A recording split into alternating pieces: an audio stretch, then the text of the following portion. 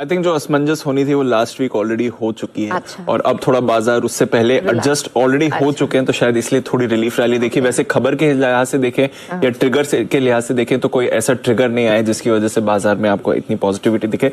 पर हाँ, आज से फेड की 2 दिवसीय बैठक शुरू हो रही है, उससे पहले बाजार थोड़े बेहतर मूड में है। जापान का इन्फ्लेशन डेटा आया है, जो उनका कोर इन्फ्लेशन है वो बढ़कर आया। जुलाई में 2.4% था, अब अगस्त में 2.8% आया है, 8 साल की ऊंचाई पर है। तो ऐसी कोई अच्छी खबर नहीं है, बट जापान के बाजार देखिए, कल तो छुट्टी के लिए बंद थे, आज आपको 1% ऊपर दिख रहे थे सुबह, अब थोड़ा ऊपर से नीचे जरूर फिसले।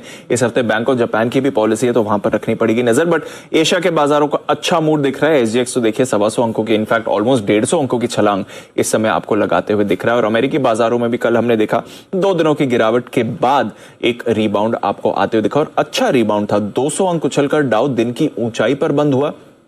निचले स्तरों से देखें तो 450 अंकों की रिकवरी थी। ओपनिंग पर ही जो लो बना, उसके बाद बाजार फिर आपको संभलते हुए दिखे। तो सुस्त शुरुआत हुई, बट वहां से फिर आपको अच्छी रिकवरी दिखी, और जो बाय द डिप कहते हैं, बिल्कुल वैसे ही हमने होते हुए देखा अमेरिकी बाजारों में। तो अच्छी रैली आई, निचले स्तरों से अच्छा सुधार था। आईटी शेयर्स में अच्छा एक्शन था। नैस्डैक 0.5% ऊपर था। रसल 2000 में भी आपने 0.5% से ज्यादा की खरीदारी देखी है। इनफैक्ट निचले स्तरों से नैस्डैक भी 1.5% रिकवर होकर दिन की ऊंचाई पर बंद होते दिखा। और अक्रॉस द बोर्ड आपने अच्छी खरीदारी देखी, अच्छा पार्टिसिपेशन आपको अमेरिकी बाजारों में आते हुए दिखा है। इनफैक्ट इकोनॉमी से जुड़े स्टॉक्स में भी आपने कल खरीदारी देखी। एयरलाइन स्टॉक्स में अच्छा एक्शन था, और S&P 500 के 11 में से 9 सेक्टर्स आपको पॉजिटिव बंद होते हुए दिखे। तो ब्रॉड बेस्ड अच्छी पार्टिसिपेशन, डिप पर खरीदारी वाली अमेरिकी बाजारों में कल रैली आई जरूर है। पर आज से अहम 2 दिवसीय फेड की बैठक शुरू हो रही है। कल शाम फैसला आने वाला है।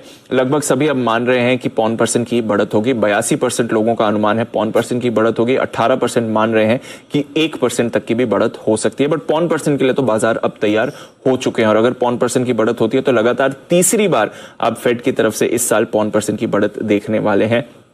तो ऑफ कोर्स रेट्स तो बढ़ने की तैयारी बाजार दिखाई रहे हैं, और इसका इंपैक्ट आपको बॉन्ड यील्ड्स पर भी आते हुए दिख रहा है। 10 साल की बॉन्ड यील्ड अब 3.5% के पार है।